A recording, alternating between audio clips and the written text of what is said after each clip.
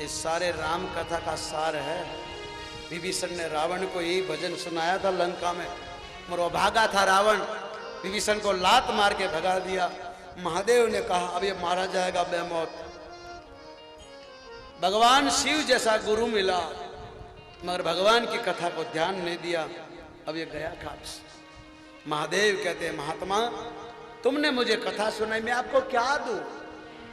उस महात्मा ने कहा प्रभु जन्म जन्म तुम्हारी भक्ति मिले, अगर मुझे मानव का जन्म मिले तुम्हारा दास बनूं, तुम्हारी पूजा करूं, तुम्हारी कथा सुनूं। तुम्हारी कथा सुनते सुनते मुझे कभी तृप्ति न हो, तुम्हारी कथा सुनते सुनते मुझे कभी भोर न हो, जितना भी सुनते रहूं।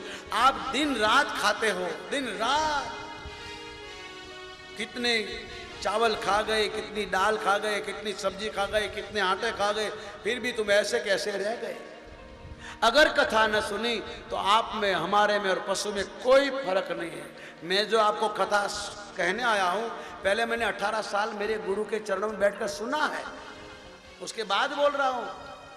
ऐसा कोई कथाकार नहीं जो पढ़ता न हो, पढ़कर न बोलता हो, और वो अगर मुंह से बोलता हो तो उसका अभ्यास होगा। मेरा कोई अभ्यास नहीं है, मैं पढ़ा लिखा नहीं हूं, मैंने कॉलेज नहीं देखा, मैंने स्कूल नहीं देखी, मैंने स्कूल का एक पेड़ी पर नहीं चढ़ा हूं।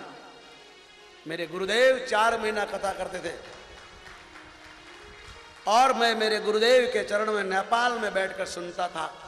उस राजा भी आता था, नेपाल का परिवार भी आता था, और नेपाल के अंदर बैराटनगर गौरीगंज नाम का एक गांव है, उस गांव के किनारे एक शमशान था।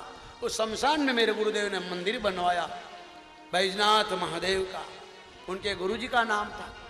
और उनके गुरुजी वृंदावन के जो भगवान कृष्ण कन्हैया का जो मंदिर है उसके पीछे ही रहते थे, वहां उनकी जन्मभूमि है। क्रोली आश्रम कभी जाना। और वो मेरे गुरुदेव 4 महीने में कथा करते थे। बड़े बड़े संत आते थे। नेपाल में सबसे बड़ा पहला अवतार हुआ वारा अवतार नेपाल में, और उस वारा क्षेत्र में बहुत बड़ा मेला लगता था और सारे संत आते थे। मेरे गुरुजी सब कथा करते थे तो संत लोग सुनते थे। इसके बीच में मैं भी बैठा था, जो आपके सामने मुझे खड़ा कर दिया साहब। गुरु कृपा केवलम, ये कोई पिटी पिटाई बात नहीं, आपके सामने हूं। मैं कोई पढ़ा लिखा नहीं हूं, मुझे कुछ आता भी नहीं है। जो मेरे गुरु के पास सुना वो आपको सुनाऊंगा। इसी तरह अगस्त्य ऋषि ने कहा कि मैंने मेरे गुरु जी के पास सुना था, मैंने सुनाया। हे महादेव आप मुझे देना चाहते हो तो आपकी भक्ति दो, मैं जन्म जन्म आपका भक्त बनूं। महादेव ने तथास्तु किया। अपनी पत्नी को लेकर अपने कैलाश की तरफ चले हैं। भगवान शिव ने ध्यान से कथा सुना, जगदम्बा ने नहीं सुना, उसका परिणाम उल्टा हुआ। अगर आप कथा ध्यान से नहीं सुनेंगे तो आपको कथा का पाप लगेगा। आप कथा छोड़कर जाएंगे तो भी पाप लगेगा। या तो आओ मत, आओ तो बैठो, तुम्हारा घर बार नहीं चला जाएगा, कथा चली जाएगी। जो मैं आज कथा कह रहा हूं वो काल नहीं आएगी। गंगा जो चल गई वो वापस नहीं आती है, कथा जो चली गई वो वापस नहीं आती है। आज का दिन वो कल वापस नहीं आएगा। इसलिए ध्यान से सुनो, प्रेम से सुनो, मन से सुनो, क्योंकि आप भगवान की पूजा भी ठीक से नहीं कर सकते हैं। जितने लोग बैठे हैं, सिंगल परिवार के वहां मेरा सत्संग था, आज कुछ लोग आ गए तो इस बात आई कि कोई ऐसा व्यक्ति नहीं जो भगवान की पूजा करता हो और अपना मन भगवान के चरणों में दे। गलत विचार आएंगे। आप शरीर से भगवान के पास रहते हैं, मन से तो कहीं और भटकते हैं। आप 2 मिनट भी भगवान के नजदीक नहीं रह सकते, क्योंकि आपने कथा ध्यान से नहीं सुनी। चाहे बाबा हो, चाहे कितना भी बड़ा विद्वान हो, कोई भी हो, SYZ, वन मैन शो। अगर आपने अकेले में ध्यान से कथा नहीं सुनी तो ये चली जाएगी। ये कथा गंगा से बढ़कर है, गंगा में तो जाना पड़ता है। और ये गंगा से बढ़कर गंगा राम रूपी कथा, गंगा रूपी कथा तुम्हारे गांव में आई है। वो भी रामलीला मैदान, वो भी रामलीला के निमित्त नवरात्रि में। आज दूसरा नौरता है, दूसरा दिन है नवरात्रि का। भगवान राम ने 9 दिन तक भगवती जगदम्बा की उपासना की, तब रावण मरा है। आपको भी अगर अपने अंदर बैठे हुए रावण को मारना है तो एक काम करना पड़ेगा। रावण आपको चैलेंज करता है, तुम मुझे यूं जला न पाओगे, तुम मुझे। रावण के अंदर बैठा बैठा बोल रहा है, पाओगे जैसे लंका जली जलाने के लिए, तुम भी एक दिन जलाए जाओगे, तुम भी एक दिन। रावण कहता है तुम मुझे जला न पाओगे, हाँ तुम मुझे मैंने सीता रावण बोलता है आपके अंदर बैठा हुआ के लिए, राक्षस कुल की भली भलाई के लिए, मैंने सीता हरी हरी के लिए, राक्षस कुल की भली भलाई के लिए, आज घर घर बैठा है रावण, उनका पुतला कभी जलाओगे, उनका पुतला कभी जलाओगे, तुम मुझे जला न पाओगे, तुम मुझे जला न पाओगे। भगवान राम ने रावण को मारा तो मरते मरते बोला कि तुम अपने भारत में जाओ तो मेरी कथा सुनाना दुनिया वाले को।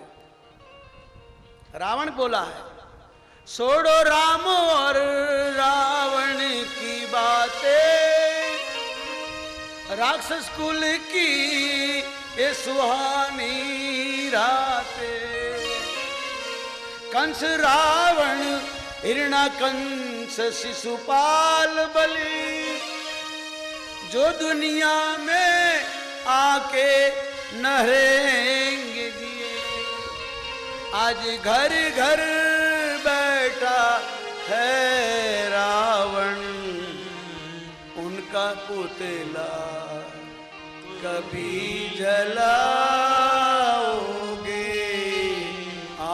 उनका पुतला कभी जलाओगे, तुम मुझे जला न पाओगे, तुम मुझे जला न पाओगे। बहुत रोया है रावण। भगवान ने कहा आप जान प्यारी इसलिए रो रहे हो, मौत आई इसलिए रो रहे हो? बोले नहीं, क्योंकि मैंने दुनिया में आके ब्राह्मण के घर मेरा जन्म हुआ, इंसान मुझे बनाया, पर इंसान बनकर मैंने तेरी कथा न सुनी, तेरा भजन न गाया, संतों का संग न किया, बुराइयों के रास्ते पे चलता रहा। मैंने अपने बच्चों को बिगाड़ा, अपने परिवार को बिगाड़ा, अपने देश को बिगाड़ा, मैं अपना देश का भी भला नहीं करा, इसलिए मुझे जीने का कोई अधिकार नहीं। हे रघुनंदन, हे रघुवंशी, हे भारत के नरेश, हे भारत माता के सपूत, मेरा संदेशा तुम्हारे देश वालों को बताना कि दशहरा के दिन जो मेरा पुतला जलाते हो, मैं ऐसे जलने वाला नहीं हूं। जैसे हनुमान ने मेरी लंका जलाई, ऐसे तुम्हारे ये देह रूपी लंका को तुम्हारे अपने ही जला देंगे।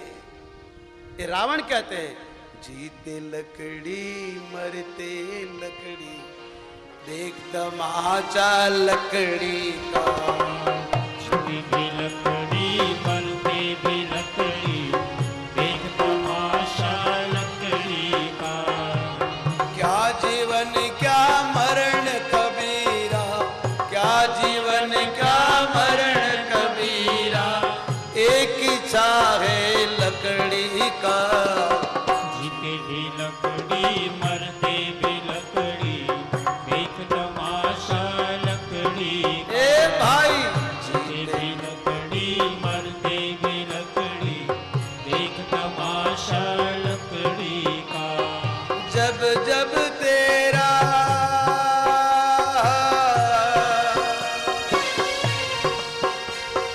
जब जब तेरा जन्म हुआ तो पारना था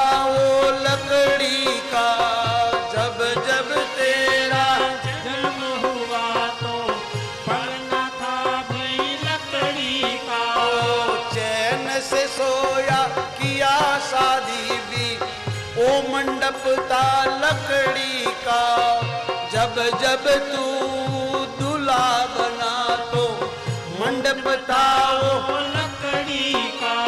आया बुढ़ापा, आया बुढ़ापा देकर तुझ में हाथ में डंडा लकड़ी का। दे लकड़ी मरते भी लकड़ी, देख तमाशा लकड़ी का। भाई भी लकड़ी मरते भी लकड़ी, देख तमाशा लकड़ी का। ये रावण बोला है, भजन बहुत लंबा है, बाद में सुनेंगे। मगर भगवान शिव अपने पत्नी को लेकर आ रहे हैं।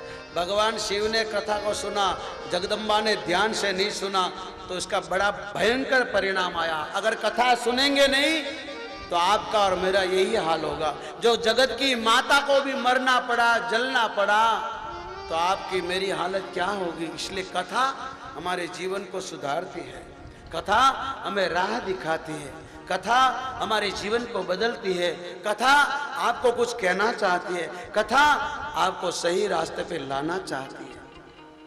इसलिए भगवान शिव भगवती के साथ कैलाश तरफ जाते हैं।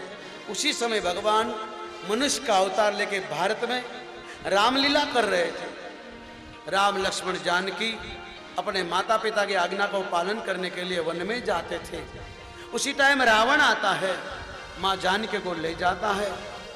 राम लक्ष्मण माँ सीता जी को खोज रहे हैं। उसी टाइम भगवान शंकर और माँ भगवती जा रहे हैं। महादेव ने प्रणाम किया। जगदम्बा ने पूछा कौन है, तो महादेव ने कहा ये मेरे इष्ट देव राम है। जो उस महात्मा ने कथा सुनाई ये इसी की कथा थी। वही भगवान मानव लीला कर रहे, प्रणाम करो। जगदम्बा ने कहा मैं पढ़ी लिखी हूं, मैं चमत्कार को नमस्कार मानती हूं। आजकल के लोग चमत्कार को नमस्कार करते हैं। याद रखना मेरे भाई बहन, संत कभी चमत्कार नहीं करते। चमत्कार ढोंगी करते हैं, पाखंडी करते हैं, जादूगर करते हैं। संत तो राह दिखाते हैं। भगवान कृष्ण कहते हैं अर्जुन, भगवान तुम्हें संपत्ति दे, समय दे, तो अपने बच्चों को लेके, अपने परिवार को लेके कोई संत इसी कथा करते हो, सत्संग चलता हो, कहीं संगत हो तो अपने परिवार के साथ जाना, अपने बच्चों के साथ, अपनी पत्नी के साथ बैठकर सुनना, अपने जीवन को बदलने की कोशिश करना। अगर इससे ज्यादा भगवान ने तुम्हें दिया हो तो अपने गांव में संतों को बुलाना, इसी तरह सबको इकट्ठा करना और इसी तरह भगवान की कथा को सुनना। भगवान कृष्ण बोलते बोलते रो पड़े हैं। कथाकारों ने आपको सुनाया हो मुझे पता नहीं, मगर भागवत में लिखा है अर्जुन, मेरे परिवार लोगों ने संत आए तो कथा सुनी नहीं और शराब में लग गए, मदिरा पान करने लगे, मांस खाने लगे, सब भ्रष्ट हो गए, बेमौत मारे गए।